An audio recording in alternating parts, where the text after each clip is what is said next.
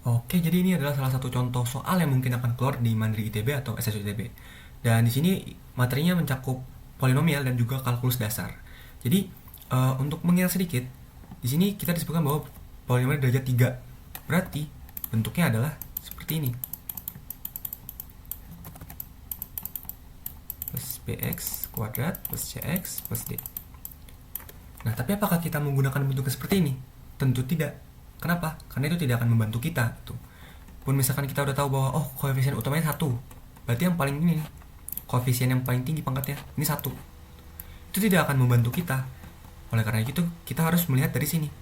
X habis dibagi oleh bentuk kuadrat x kuadrat kurang 2x plus 1. Habis dibagi berarti Px sama dengan x kuadrat dikurangin 2x plus 1. Dan sisanya apa? Sisanya ya anggap aja sebuah polinomial baru, hx. Nah, sekarang kita lihat Px tadi katanya di derajat 3 kan ya. Kemudian ini kita lihat x kuadrat. Oh, paling tinggi pangkatnya 2. Berarti ini derajatnya 2. Nah, berarti hx mau nggak mau pangkatnya harus 1. Kenapa? Karena 3 sama dengan 2 tambah 1. Bagaimana kalau ternyata hx itu hanya sebuah konstan atau pangkatnya 0 atau derajat 0? Ya, berarti dia tidak akan bisa jadi x pangkat 3. Karena ini kan nanti jadi konstan nih. Misalkan ini c nih. C terus disebar nih. Jadi cx kuadrat dikurangin 2xc plus c. Nah, pangkat 3-nya gak ada koefisien ya, 0. Makanya nggak bisa. Bagaimana dengan pangkat 2? Kalau misalkan hx itu derajatnya 2, ini juga 2, nanti dia akan bentuk x pangkat 4. Padahal kita tahu bahwa px itu derajatnya 3. Nah, makanya hx itu harus bentuknya polinomial derajat 1. Berarti apa? Berarti ini ax plus b. Nah, a itu apakah boleh 2, 3? Enggak. Kenapa? Karena kan kita tahu ya bahwa x itu sama dengan ax plus b kan. Maka kalau kita kaliin nih, ax pangkat 3 harus sama dengan x pangkat 3. Karena kan tadi katanya koefisien utamanya 1 kan. X pangkat 3 harus sama dengan x pangkat 3. Nah, karena koefisien si x pangkat 3 ini 1, mau nggak mau a sama dengan 1. Nah, karena a sama dengan 1, berarti ini kita bisa sederhanakan.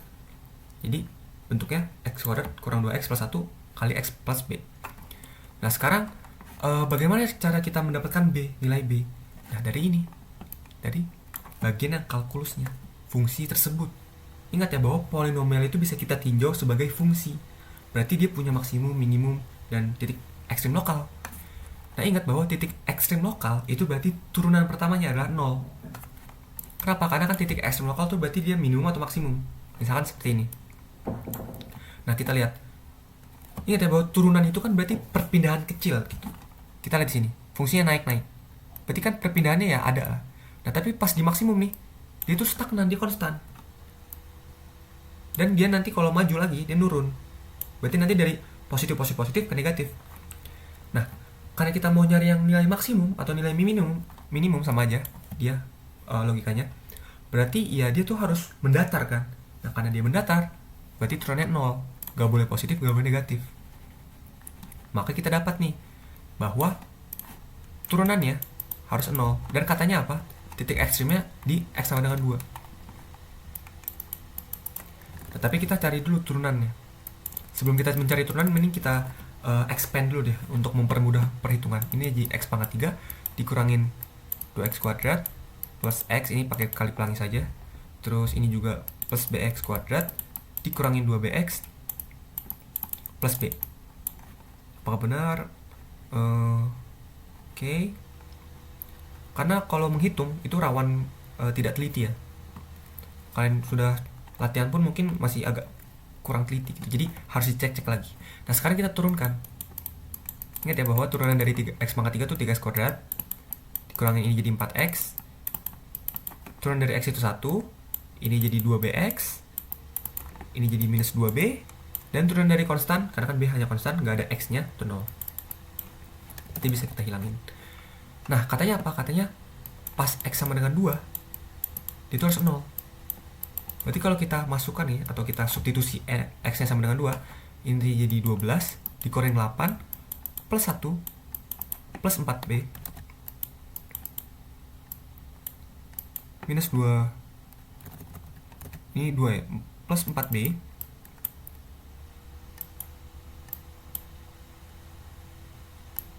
B. Jadi seperti ini. Nah, berarti ini bisa kita sederhanakan jadi 4 plus 1 jadi 5. Ini minus, ini jadi plus 2B. Berarti apa? Berarti minus 5 sama dengan 2B kan? Berarti B sama dengan minus 5 dibagi 2. Karena ini kita pindahin. Kita dapat nih bahwa B sama dengan minus 5 per 2. Berarti apa? Berarti bentuk polinomialnya adalah seperti ini. Kita bisa hapus ini. Minus. Nah, apakah selesai? Tentu belum ya. Kenapa? Karena ini masih informasi saja, belum ke soalnya. Katanya soalnya apa? Titik belok dari kurva pi berada di kuadran keempat. Dan juga minimum lokalnya itu bilangan negatif. Nah, titik belok itu apa sih? Kalau turunan pertama sama dengan 0 itu titik maksimum, titik ekstrim lokal, maka turunan dari turunan itu sama dengan 0, itu berarti titik infleksi. Jadi kan tadi kita tahu bahwa, oh, kalau turunannya sama dengan 0, itu namanya titik ekstrim. Nah, turunan dari si turunan itu, berarti kan turunan kedua kan ya, sama dengan 0, nah itu namanya infleksi. Kalau tadi turunan pertama sama dengan 0 itu berarti merepresentasikan maksimum minimum. Nah, titik infleksi itu apa gitu. Misalkan kita punya sebuah kurva seperti ini. Nah, kita lihat. Ini kan dia meningkat terus kan ya? Karena dia meningkat terus berarti turunannya apa? Turunannya pasti lebih besar daripada 0. Ya kan? Karena kan dia tidak pernah berhenti. Nah, tapi kita lihat. Di sini tuh dia meningkatnya sangat cepat, sangat pesat. Tapi di sini sangat lambat. Nah, kemudian dia cepat lagi. Nah, saat perpindahan itu sangat kecil, atau dengan kata lain dia tuh jadi makin lambat dia. Nah, itu perpindahan dari perpindahan si kurva sama dengan 0, berarti itu titik infleksi. Karena di sini kita lihat, oh, dia tuh selalu positif kok turunannya. Tapi kadang-kadang dia naik turun gitu. Kayak tadi cepat, jadi lambat. Terus cepat lagi. Nah, itu yang merepresentasikan turunan kedua. Jadi titik belok itu bisa kita pakai yang ini. Yang ini kemudian kita turunkan. Karena kita tahu bahwa turunan kedua itu sama aja seperti turunan dari turunan pertama, maka ini bisa kita turunkan saja yang ini. Nanti jadi 6x dikurangin 4 plus 1, 1 jadi 0 karena kan turunan dari konstan adalah 0. Kemudian plus 2b dan minus 2b. 2b kan sama dengan 0 kan ya. Karena kan turunan dari konstan 0. Nah, tapi kita tahu bahwa b-nya adalah minus 5 per 2. Berarti ini bisa kita ganti jadi 2 dikali 5 per 2. Nah, berarti ini kalau kita sederhanakan jadi 6x kurangin 9. Nah, ingat bahwa turunannya adalah ke 0 ini. Turunan keduanya harus 0. Berarti ini sama dengan 0 kan? Nah, berarti kita dapat apa? X sama dengan 3 per 2. Nah, terus apa ini katanya? Kuadran keempat. Nah, kuadran itu dibagi jadi 4 sesuai dengan XY-nya. Ada kuadran pertama, kedua, ketiga, keempat. Nah, kenapa yang pertama tuh kayak gini, kedua seperti ini, tiga seperti ini, dan keempat seperti ini? Karena sebenarnya ini hanya sebagai konvensi ya, atau standar doang ya. Tapi pada umumnya, kalau kita mau buat lingkaran nih, itu kita mulai dari titik 1,0, berarti X-nya ada di bagian 1 dan 0-nya ya di garis X-nya. Kemudian kita berlawanan jarum jam. Nah, di sini kan bisa kita tulis nih, oh ini sama dengan 60 derajat nih misalnya. Atau mungkin ini sama dengan misalnya 175 derajat lah. Nah, itulah yang membuat atau membagi kuadran. Makanya tadi kita mulai dari kuadran 1 di sini. Kemudian ke sini kedua, kemudian ketiga dan keempat. Jadi memang sudah standar. Nah, katanya adalah kuadran keempat. Berarti X-nya harus positif kan, karena kan dia di bagian sini kan. Nah, tetapi Y-nya harus negatif karena kan dia di bawah sumbu Y. Nah, kita udah dapat nih bahwa X-nya memang 3 per 2. Itu loh, benar. Bagaimana kita dapetin Y? Kita bisa substitusi lagi ke sini. Kan kita sudah dapat X-nya. Ya kan? Nah, ini kita buat di halaman baru. Sekarang kita lihat. Kalau kita masukkan X sama dengan 3 per 2 di sini, nanti jadi apa? Ini nanti jadi 9 per 4 dikurangin 3 plus 1 dikali 3/2 dikurangin 5/2. Kalau kita sederhanakan, ini nanti jadi 1/4 dikali dengan min 1. Ini sama dengan min 1/4. Nah, min 1/4 ini apakah dia kurang atau lebih daripada 0? Tentu kurang ya, berarti kan dia negatif. Nah, karena dia negatif, berarti kan dia ada di sini kan ya. Berarti dia positif, ini negatif. Berarti benar dia ada di koordinat 4. Berarti yang ini, klaim yang ini, itu benar. Tapi kan siswa ini punya 2 klaim. Dan yang klaim terakhir adalah minimum lokal. Nah, ingat bahwa minimum itu berarti kan turunan pertama kan ya. Berarti kita bisa ambil dari si ini lagi. Tapi kita set sama dengan 0. 0 sama dengan 3x kuadrat dikurangi 4x plus 1. Kemudian plus, ingat bahwa b-nya tadi minus 5/2 kan. 5/2 kali x, kemudian minus 2 dan minus 5/2. Ini kita sederhanakan, nanti dapat bahwa ini tuh seperti ini.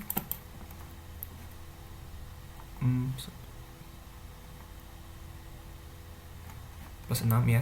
Kemudian ini karena 0 kan ya, berarti bisa kita bagi 3 kan semuanya. Jadi x kuadrat dikurangin 3x plus 2. Nah, ini bisa kita faktorkan. Berapa kali berapa yang hasilnya 2, tapi kalau ditambah jadi minus 3. Nah, kalau kalian sudah biasa menghitung, ketahuan jawabannya ini. Karena kan minus 2 dikali minus 1 hasilnya 2. Minus 2 ditambah minus 1 hasilnya minus 3. Nah, gitu. Jadi ini faktoran biasa. Nah, berarti kita dapat bahwa ekstrim lokalnya tuh x sama dengan 2 dan x sama dengan 1 gitu. Nah, tapi mana yang minimum, mana yang maksimum? Nah, kita gunakan lagi turunan kedua. Jadi kalau dia maksimum, berarti dia harus mau naik lagi kan. Nah, berarti kalau dia maksimum, turunan keduanya tuh harus ke bawah. Karena kan dia mau turun. Nah, tapi kalau dia minimum, turunan keduanya dia harus mau naik. Ya karena kan dia tadi kan minimum nih, dia mau naik gitu. Nah, sekarang kita coba cek apakah pas turunan keduanya x sama dengan 2 itu maksimum atau minimum, atau apa dia turun atau naik gitu. Nah, sekarang kita cek. Ingat kita mau turunan kedua, berarti yang ini kan ya.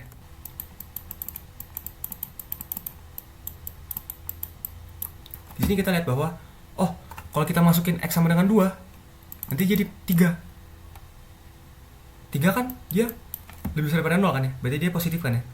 Nah, tapi kita maunya yang naik gitu.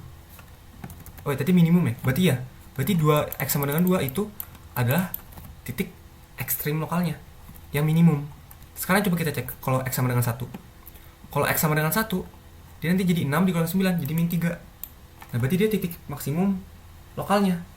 Jadi kalau x sama dengan 2, berarti dia jadi minimum. X sama dengan 1, dia jadi maksimum. Nah, sekarang kita lihat. Di sini katanya apa? Minimum lokal dari fungsi tersebut adalah bilangan negatif. Nah, sekarang kita masukkan x sama dengan 2. Di yang mana? Di yang di sini.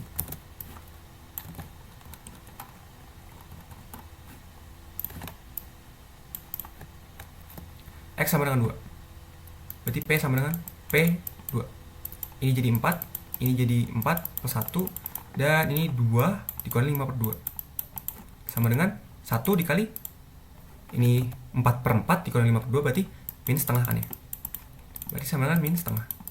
Kita dapat bahwa memang benar negatif. Dan itu negatifnya min setengah.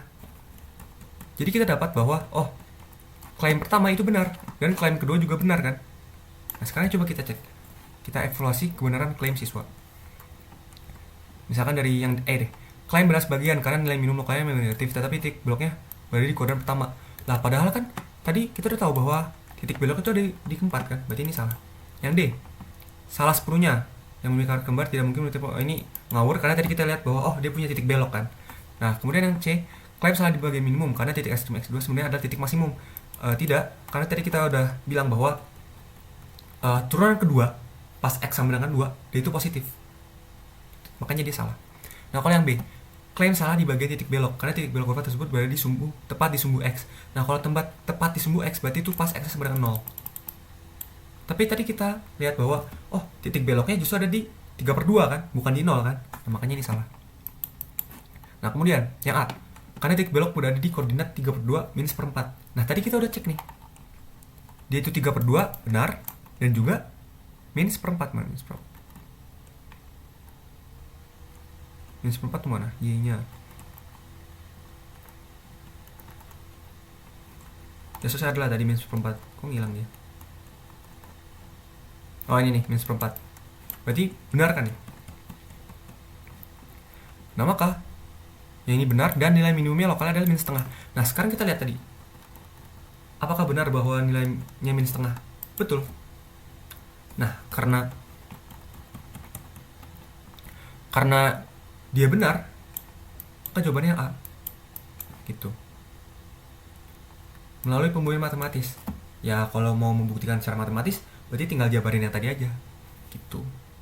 Jadi ini sebenarnya materinya tidak susah, masih dasar, tapi butuh pemahaman yang cukup erat untuk mengaitkan polinomial dan juga kalkulus.